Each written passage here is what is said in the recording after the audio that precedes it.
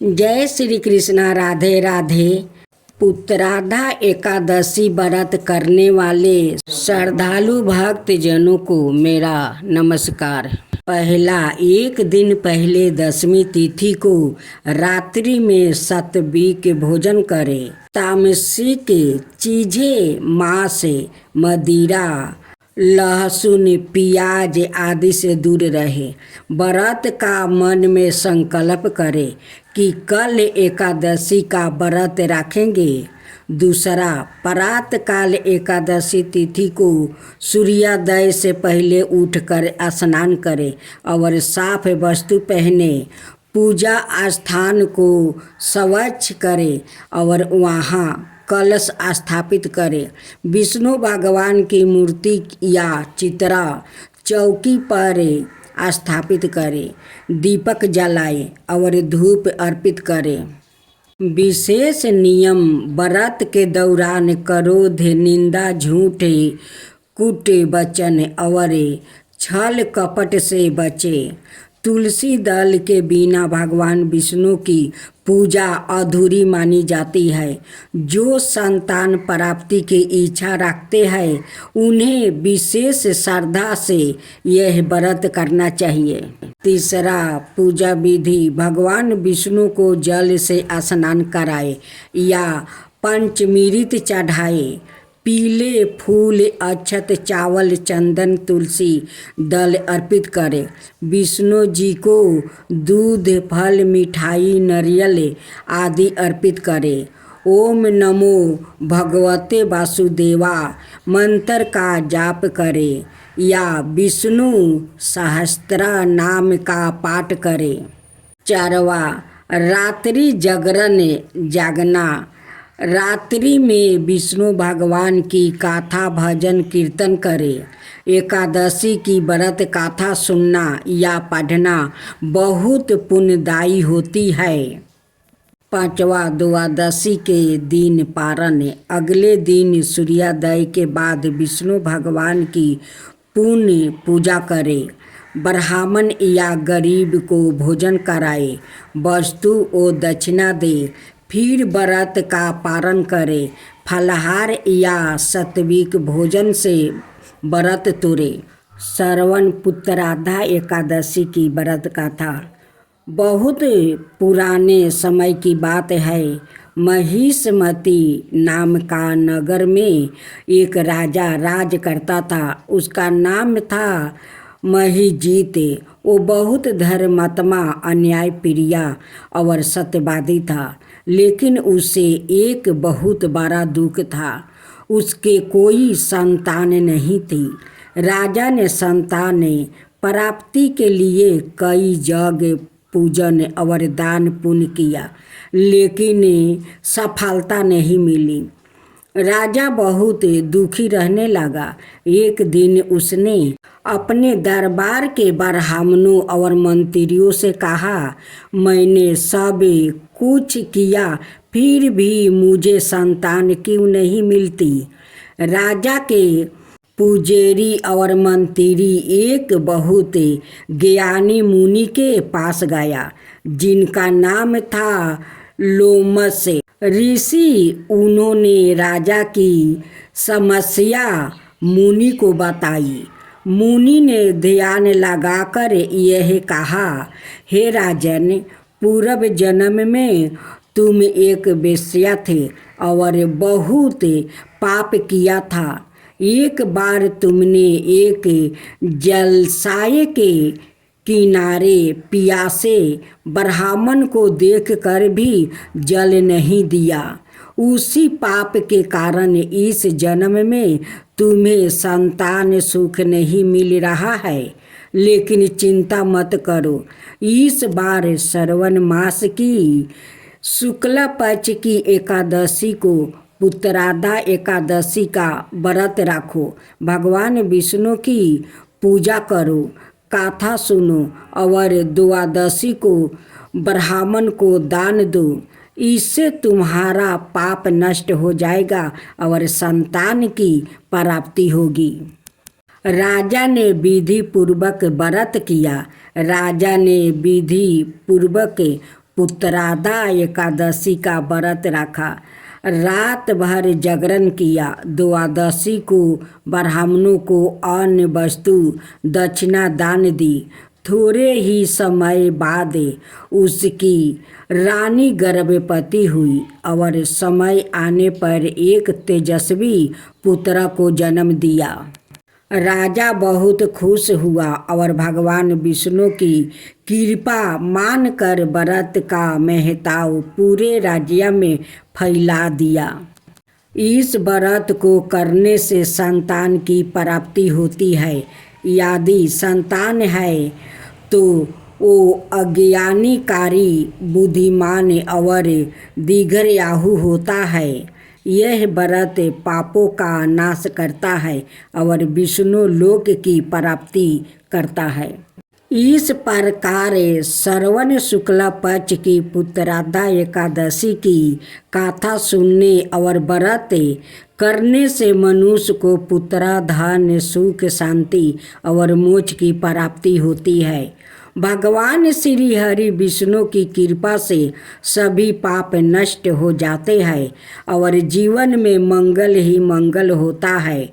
जो श्रद्धा से इस व्रत को करता है या कथा को सुनता है उसे कभी संतान या जीवन सुख की कमी नहीं होती। अंत में हम सब मिलकर भगवान श्री हरि विष्णु से प्रार्थना करते हैं कि वो हम पर अपनी कृपा बनाए रखे और हमें धर्म भक्ति और सद्गुणों की राह पर चलाया करे। विष्णु भगवान की जय, एकादशी माता की जय, श्री हरि की कृपा सदा बनी रहे। अब सुने एकादशी माता की कथा। भगवान विष्णु बोले, हे इंद्र, ऐसा मायावी दैत्य कौन है जिसने सब देवताओं को जीत लिया है? उसका क्या नाम है? उसमें कितना बल है और किसके आश्रय है और उसका स्थान कहाँ है? यह सब मुझसे विस्तार पूर्वक कहो। भगवान के ऐसे वचन सुनकर इंद्र बोले, हे सर्वव्यापी भगवान, प्राचीन समय में चंद्रावती नगरी में नारी जंघे नाम का एक राक्षस था। उसी के महापरिक्रमी और लोक विख्यात मूर नाम का पुत्र ने सब देवताओं को स्वर्ग से निकाल कर वहाँ अपना अधिकार कर लिया है। वो इंद्र, अग्नि, वरुण, यम, बाहु, ईशा, चंद्रमा, नैतिरथ आदि सबके स्थान पर अधिकार करके और सूर्य बनकर आप ही प्रकाश करता है। सवाई मेघ बन बैठा है और सबसे अजय है। हे असुर निकंदन, उस दुष्टों को मारकर देवताओं को निर्भय बनाइए। इंद्र के ऐसे वचन सुनकर भगवान विष्णु बोले, हे देवताओं, मैं शीघ्र ही तुम्हारे शत्रु का संहार करूँगा। तुम चंद्रावती नगरी को जाओ। इस प्रकार कहकर भगवान सहित सब देवताओं ने चंद्रावती नगरी की ओर प्रस्थान किया। उस समय दैत्यपति मूर दैत्य सेना सहित युद्ध भूमि में गरज रहा था। उस बलवान असुर की गर्जना सुनकर सब देवता भय के मारे चारों दिशाओं में भागने लगे। जब सवाए भगवान विष्णु रणभूमि में आए तो दैत्य उनको भी देखकर अनेक प्रकार के अस्त्र शस्त्र और आयुध लेकर दौड़े। भगवान ने उनको आते देखकर सर्प के समान अपने बाणों से उनके शरीरों को बींध डाला। अनेक दैत्य उनके हाथों से मारा गया। केवल एक मूर ही बाचा रहा। वो अविचल भाव से भगवान के साथ युद्ध करता रहा।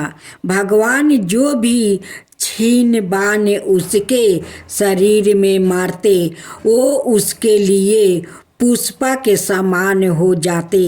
शास्त्रों के प्रहार से उसका शरीर छीन बीन हो गया, परंतु वो फिर भी युद्ध करता ही रहा।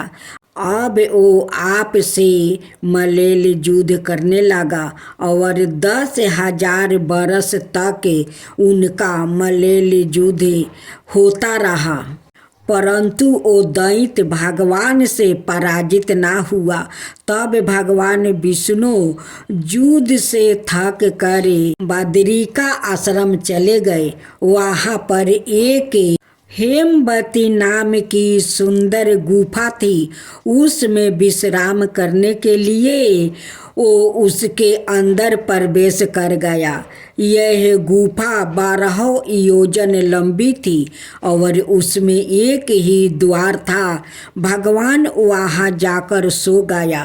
वो दैत्य उनको सोया हुआ देखकर मारने के लिए उद्यत हुआ। वो अभी मारने का प्रयत्न कर ही रहा था कि उनके शरीर से एक अत्यंत प्रभावशाली सुंदर कन्या अस्त्र शस्त्र धारण किए हुए प्रकट हुई और दैत्य के सामने आकर युद्ध करने लगी। वो दैत्य उस बलवान कन्या को देखा, आश्चर्य विनीत होकर उसके साथ युद्ध करने लगा।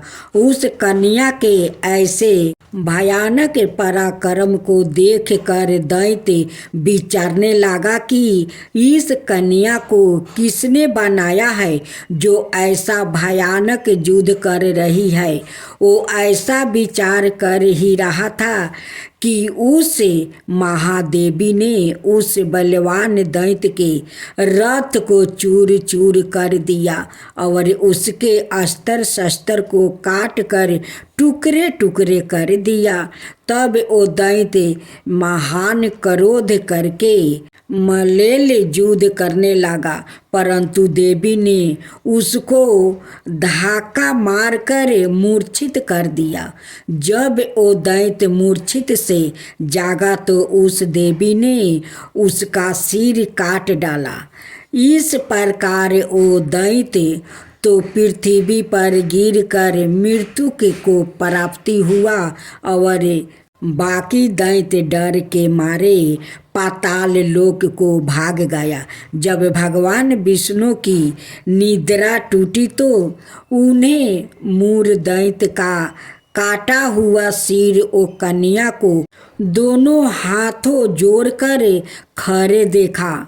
तब भगवान उस कन्या से पूछने लगे कि हे देवी, जिस दैत्य से इंद्रादि के सब देवता भयभीत होकर स्वर्ग से भाग गया था उसको किसने मारा है? वो कन्या कहने लगी कि भगवान, जब आप निद्रा में थे तो यह दैत्य आपको मारने के लिए उद्यत हुआ। उस समय आपकी योग माया द्वारा आपके शरीर से प्रकट होकर मैंने इस दैत्य को मार गिराया है। यह सुनकर भगवान कहने लगे कि हे देवी, तुमने देवताओं के भय को दूर करके बड़ा भारी कार्य किया है। अत तुम अपनी इच्छा अनुसार वर मांगो। तब वो देवी बोली, हे भगवान, यदि आप मुझे वरदान देना ही चाहते हैं तो यह वरदान दीजिए कि जो कोई भी मेरा व्रत करे उसके सब पाप नष्ट हो जाए और अंत में मोक्ष को प्राप्ति होवे। जो इस व्रत का पुण्य है उसका आधा रात्रि को भोजन करने वाले को मिले, और जो एक बार भोजन करे उसको भी आधा फल प्राप्ति हो जाए। मनुष्य भक्ति पूर्वक मेरे व्रत में एक बार भी भोजन ना करे, उसको धर्म धन और मुक्ति प्राप्ति हो। भगवान ने कहा, हे कल्याणी, ऐसा ही होगा। मेरे और तुम्हारे भक्ति एक ही होगा और वो अंत में मोक्ष को प्राप्ति करके मेरे लोक को जाएगा, क्योंकि तुम एकादशी को प्रकट हुई हो और तुम्हारा नाम एकादशी ही होगा। तुम मुझे सब तीर्थों से प्रिया हो, इस कारण तुम्हारे व्रत का फल सब तीर्थों से भी अधिक फल देने वाला होगा। ऐसा कहकर भगवान अंतर्ध्यान हो गए और प्रभु के उत्तम वचनों को सुनकर एकादशी माता प्रसन्न हुई। भगवान श्री कृष्णा कहते हैं कि युधिष्ठिर, सब तीर्थों के फल से एकादशी व्रत का फल सर्वश्रेष्ठ है। एकादशी व्रत करने वाले को मैं मोक्ष पद देता हूँ, उसके शत्रुओं का नाश और समस्त विघ्नों का नाश करता हूँ। यह मैंने तुमको एकादशी माता की सब वृत्तांत बतलाया है। एकादशी माता पापों को नष्ट करने वाली है और सिद्धियों की देने वाली है।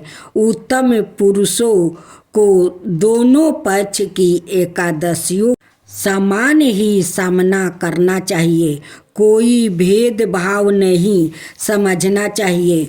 जो मनुष्य इस एकादशी के महात्म्य को पढ़ता अथवा सुनता है, उसको अश्वमेध यज्ञ का फल प्राप्ति होता है और वो करोड़ों वर्ष तक विष्णु लोक में वास करता है, वहाँ भी उसका पूजन होता है। जो मनुष्य एकादशी माता की महात्म्य के चौथे भाग को पढ़ता है, उसके भी अनेक पाप नष्ट हो जाते हैं। विष्णु धर्म के बराबर दूसरा कोई धर्म नहीं है और एकादशी व्रत के समान और कोई दूसरा व्रत नहीं है।